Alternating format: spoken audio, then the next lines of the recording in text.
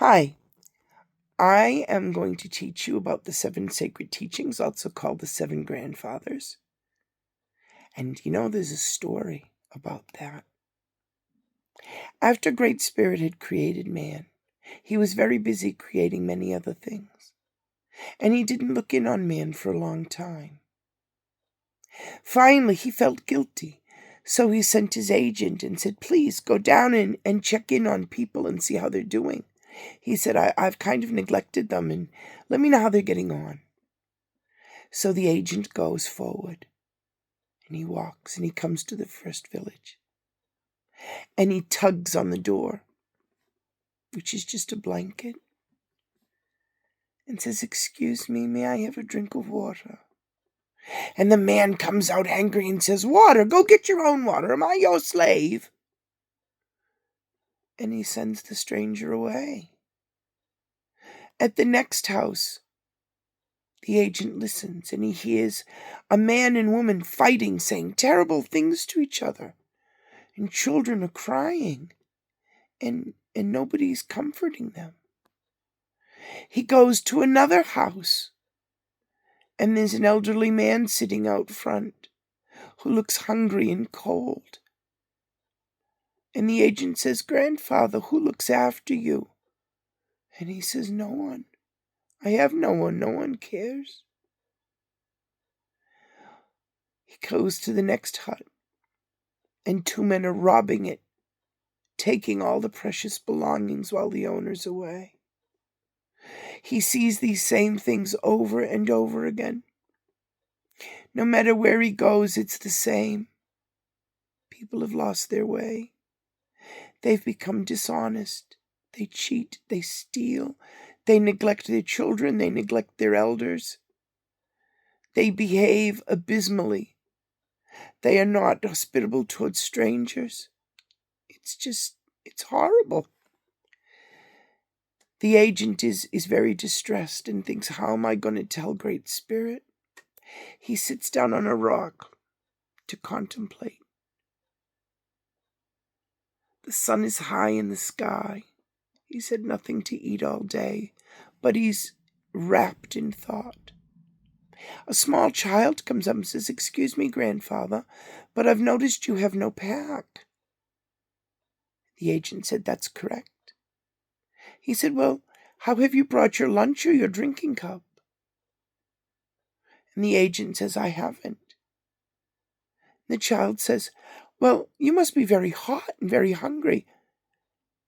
And he runs off and he comes back with a container with drink and with what is actually some pretty meager but freely given rations, which they eat together. By the time they finish eating and talking, it's grown very dark. And the agent says, I must be moving on. And the child says, oh no, not as it grows dark. I live in a little clearing, a little cave, not very far from here. It's very safe and warm and dry. Come stay with me. You can stay with me overnight and have a good rest, so tomorrow you will start out with fresh energy. Please, grandfather, you've spent all this time talking to me. I owe you.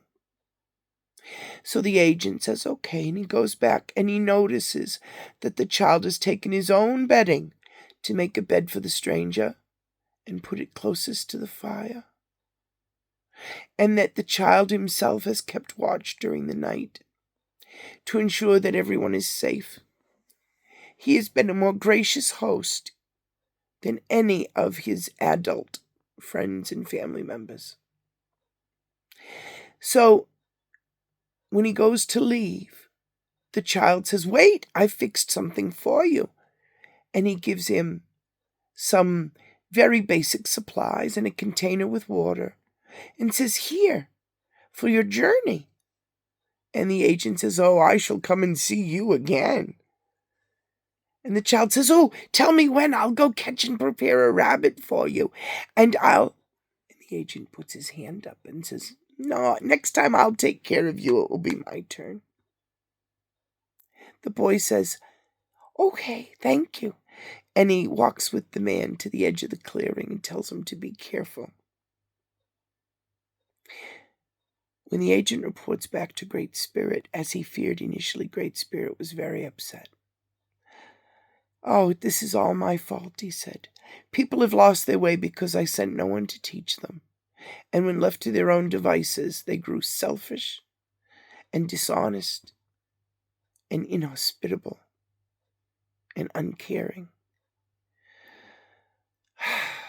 I gave them lives and then didn't help them to lead good ones. What am I going to do?" The agent said, "Well, there's one person I haven't told you about." And he told him all about the child, how loving and giving and considerate and kind he was. And Great Spirit brightened up right away. He says, "Bring him to the grandfathers. Have the grandfathers teach him, and then send him to the people so that they can learn from him." The agent went back to the boy and said, "I must be honest with you. I've been to visit the Great Spirit, and he has a job for you." And the boy says, "Of course I'll do it. What can I do for you?" And he said, "Well, pack up your belongings. We're going to go on a journey." So they walk and walk and walk until they get to a large clearing with many huts around it and a big fire in the center. And the agent says, "One by one, the grandfathers will come introduce themselves to you." So the boy waits, and the first one comes out, and he's accompanied by a beaver. And he says, "I am here to teach you wisdom. Wisdom is much more than simply the experience you gain in life. It's intelligence and knowledge tempered by kindness and caring. It's when you take the time to think." The next one comes out, and he's got his arm like this, and it's got an eagle on it, a beautiful golden eagle. And he says, "I will teach you about love." He said, "Love is unconditional. Love sees everything, but loves anyway." He said, "It is an inner peace that you have for yourself and that you share with others." The next grandfather came, and he was accompanied by a giant stag. And he said, "I am here to teach you respect." He said, "And respect is a way of considering everything as having value, that all life is precious. You don't destroy the forest because that's somebody else's home, just as you would hope they wouldn't come and destroy your home. Respect." The next grandfather came out accompanied by a huge bear, and he said, "I am here to teach you bravery." He said, "And bravery is not just physical strength. It's having a courageous heart to be fearless in doing what is right. That is bravery, and I will teach you." The next grandfather that came out was accompanied by a raven, also on his arm. And he said, "I am here to teach you about honesty, that you are brave in facing the world, that you are righteous." He said, "Because that is honesty, being righteous." The next grandfather came, and he was accompanied by a wolf. And he said, "I will teach you humility. In humility, you must know yourself, that you are equal to others, but not better than them, no matter who they are.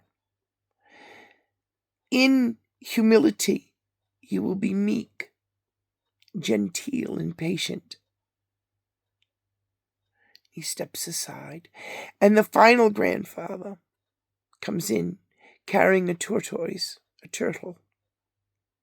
And he says, "I will teach you truth.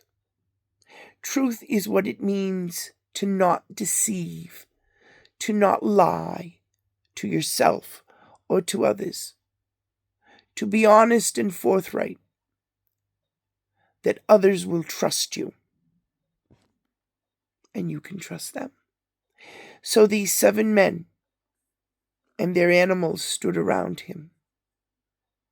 Wisdom with the beaver, love with the eagle, respect with the stag, bravery with the bear, honesty with the raven, humility with the wolf, and truth with the turtle. And they told the boy, "You will have lessons with us." And duly they did. And every day the boy would work with one of those men, one of those grandfathers, and he worked very hard to learn from them. After many years of working together, after many years of stories and tests and trials, they all got together again. And the agent came. And he said, "You now have each individual teaching, but there's something you must learn." And he handed him a handful of grass. And he showed him a pot of water, and he said, "Here, pick this water up and drink it with this grass." And the boy said, I cannot. None of these is strong enough to lift water." And the agent said, "So you're telling me that you cannot lift that water with that grass?" He says, "That's correct." In an instant, the agent had braided the grass. And in braiding it, he made a small cup. And he dipped it into the water. And he handed the boy the cup. And the boy said, "Oh, I understand now. All of these teachings, they're strong in and of themselves, but to be truly strong, they must be woven together, used together, because they give each other strength and meaning." And the agent said, "You are a very wise young man." And the young man says, "I've had good teachers." So he knows all of the stories. The agent says, "Are you ready to return to your people and teach them?" And the young man, no longer a boy, says, "I don't know if they'll listen, but I'll try." So the agent escorts him home. And initially they're laughing at him. "Oh, that's the foolish one." But the agent was able to open their hearts. And little by little they listened. And they learned the sacred teachings. They learned about wisdom. And they learned about love. And they learned about respect. And about bravery. And about humility. And about honesty. And about truth. And they learned all the stories. And they learned to weave sweetgrass, to make it into a cup, to give it strength. Because just as a blade of sweetgrass can't carry water, no one of these sacred teachings is enough by itself. They must be taught together. So for all his life, through his getting married, through his having children, the boy, the young man, and now the old man, taught all of the people about the 7 grandfathers and about their sacred teachings. And one night, he realized that his life was coming to its natural end.